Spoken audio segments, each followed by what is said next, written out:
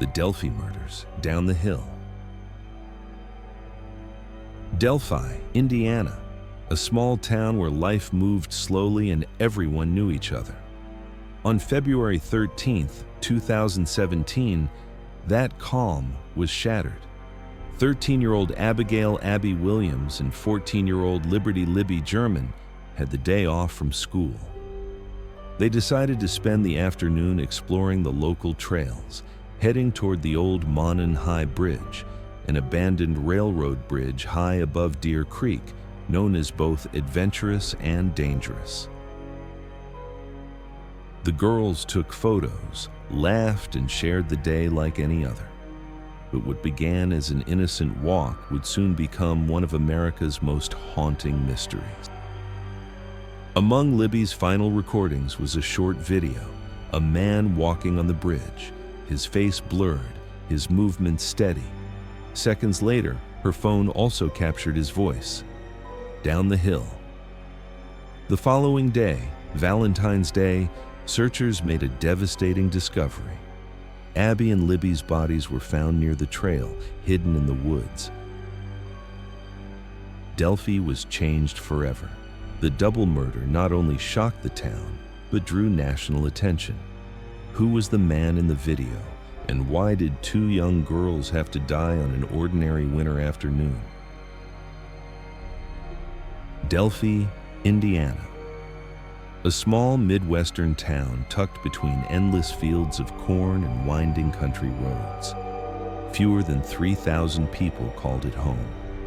It was the kind of place where neighbors waved when they passed, where children rode their bikes without fear, and where life moved slowly, measured by church services, high school games, and summer festivals. For many residents, crime was something they saw on the evening news, far away in big cities, never in Delphi. People left their doors unlocked. Parents let their kids wander freely, confident that nothing truly dangerous could touch their little community. But that illusion of safety would be shattered in February of 2017. In the center of this story were two best friends, Abigail Abby Williams, just 13, and Libby German, 14. Abby was creative and curious. She loved drawing and photography, often carrying a sketchbook or snapping pictures of the world around her. She played the saxophone in the school band, filling her home with music. Friends described her as cheerful, adventurous, someone who could make the most of any situation. Libby was bold and outgoing, athletic and confident. She played softball, loved spending time with family, and had a protective streak that made her look out for those around her. Her grandmother once said, "Libby had the kind of energy that made you believe in her future, driven, spirited, and strong-willed." Together, Abby and Libby balanced one another perfectly. Abby's quieter, artistic nature paired easily with Libby's outspoken personality. They were inseparable, walking to school side by side, whispering secrets at sleepovers, laughing until their stomachs hurt. To their families, they weren't just ordinary teenagers. They were bright sparks at the beginning of lives full of promise. There was one more character in this story, silent but important. The Monon High Bridge. Built in the 1890s, the bridge had once carried trains across Deer Creek, a steel and timber structure stretching nearly a quarter of a mile. When the rail line closed, the bridge remained as a relic, weathered by time.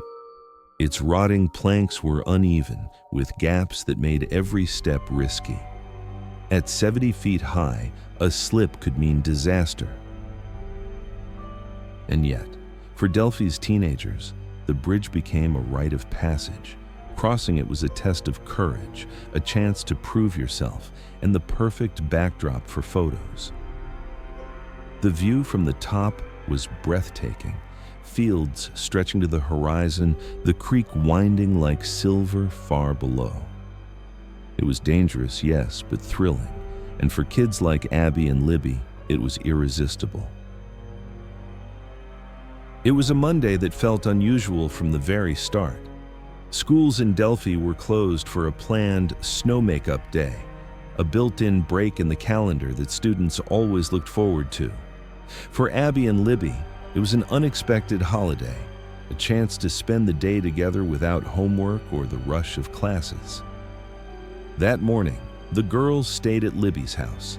They played with her dogs, snacked in the kitchen, scrolled through their phones, and talked about plans. As the hours passed, the idea came up.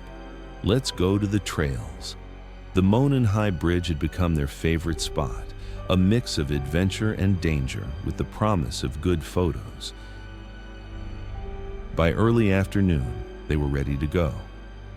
Abby pulled on a sweatshirt and jeans, Libby dressed in similar casual clothes.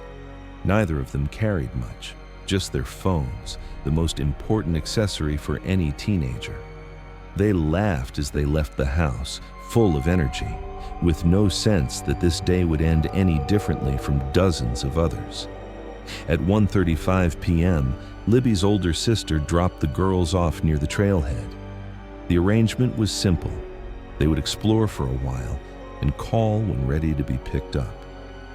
The sky was cloudy, the February air crisp and damp, but the walk itself was familiar. Other visitors had been on the trail earlier that day. For Delphi residents, it was a place of calm and routine. The girls set off along the wooded path toward the bridge. They stopped to take pictures, capturing moments of each other against the winter scenery. Around 2:07 p.m., Libby posted a photo of Abby crossing the Monon High Bridge to her Snapchat story.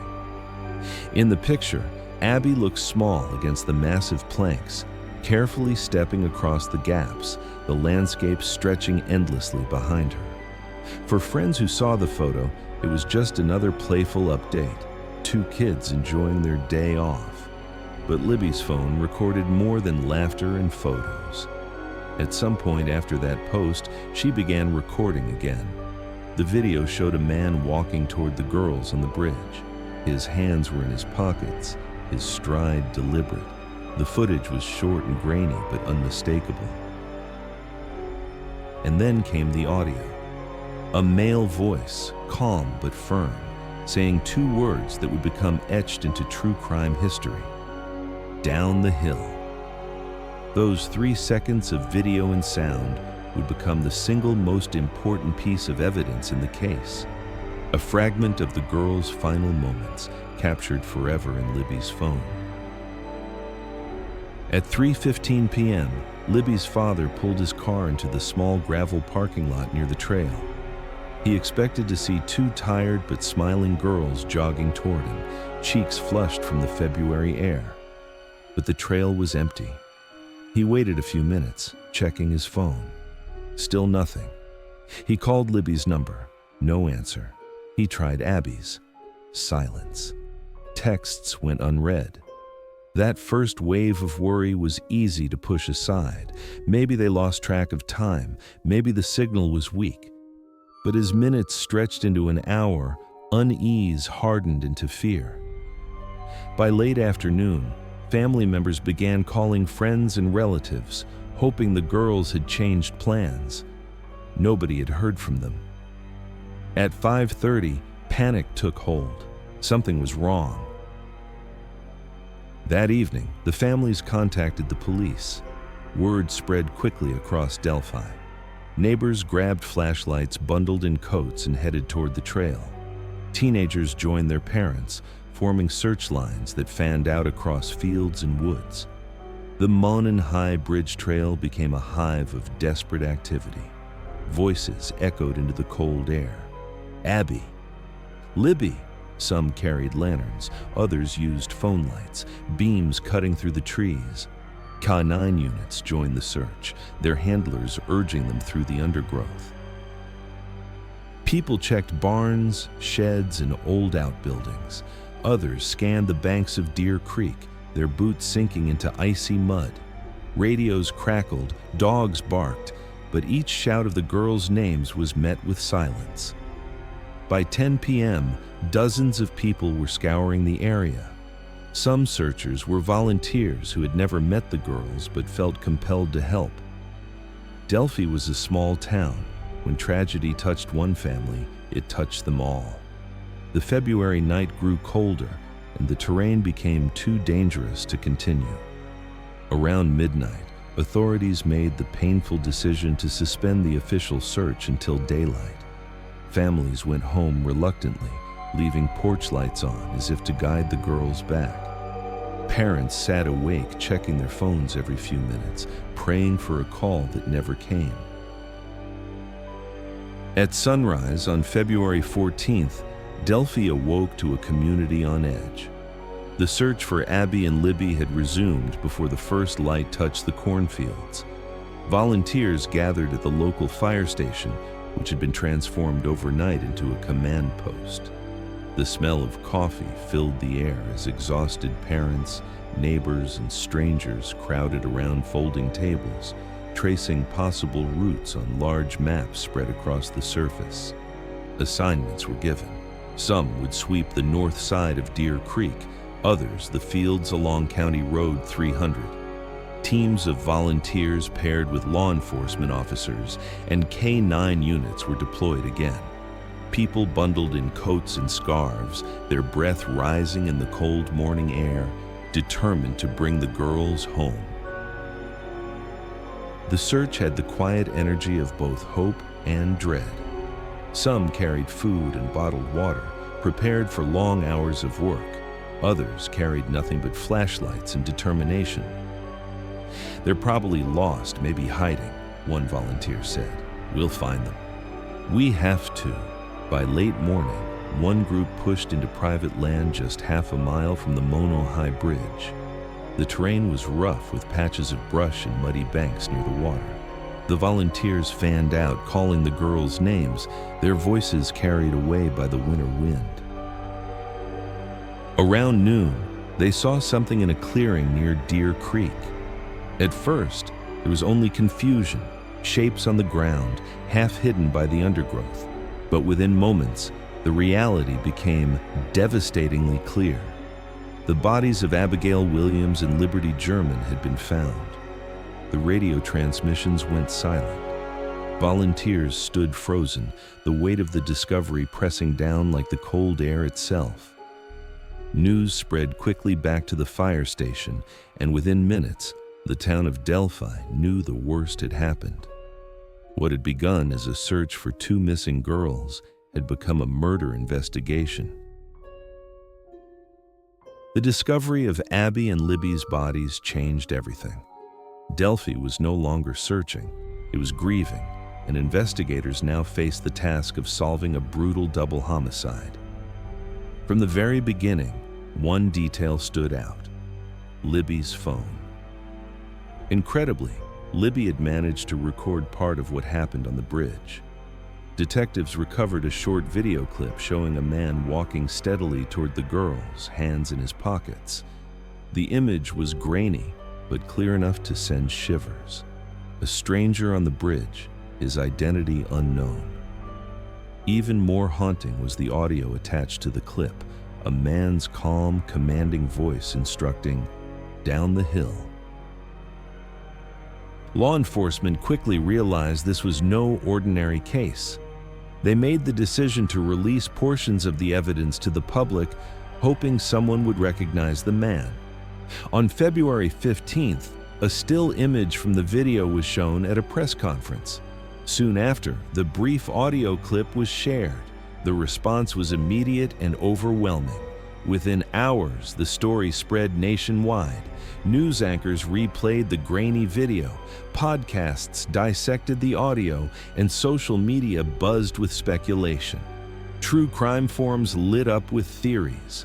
Some users enhanced screenshots, others debated every syllable of the recording.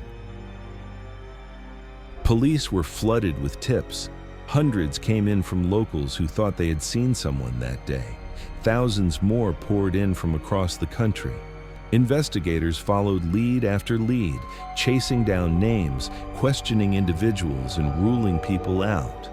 The workload was enormous. Composite sketches were released based on witness descriptions of men seen near the trail.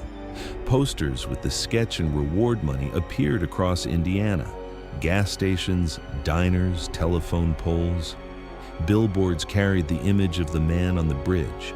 Delphi, once anonymous, was now the center of a nationwide manhunt. But even with evidence in hand, a video, an audio clip, sketches, and thousands of tips, the case remained painfully open. The man on the bridge had a face, a voice, and a presence caught on camera, yet his name was still unknown. The weeks after the murders turned into months, and then into years.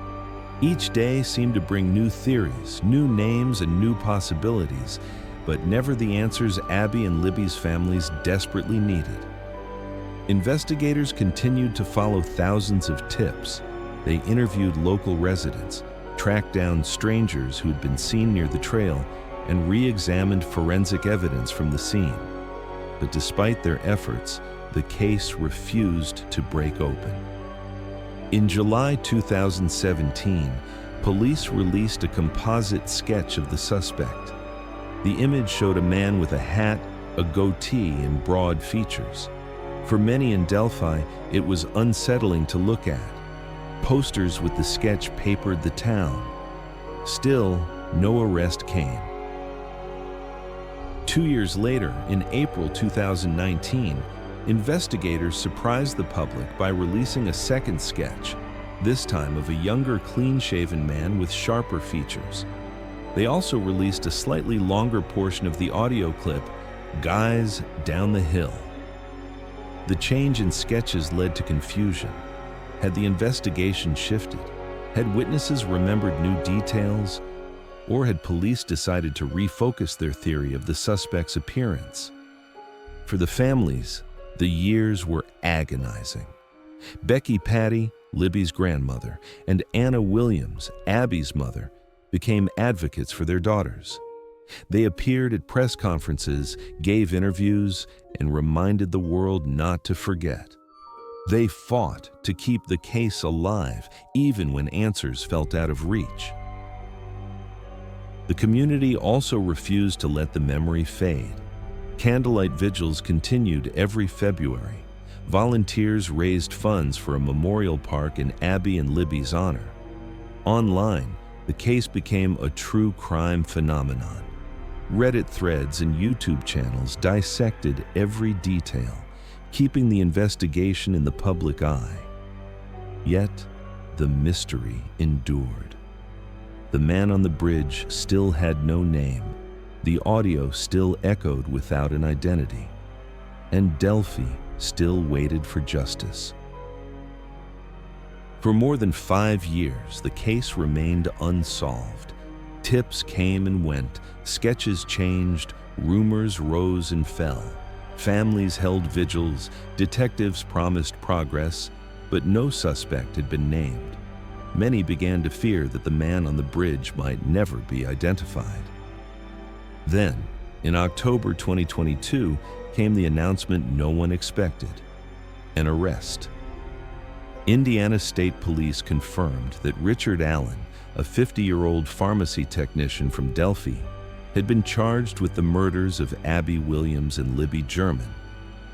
The news stunned the community. Allen wasn't an outsider.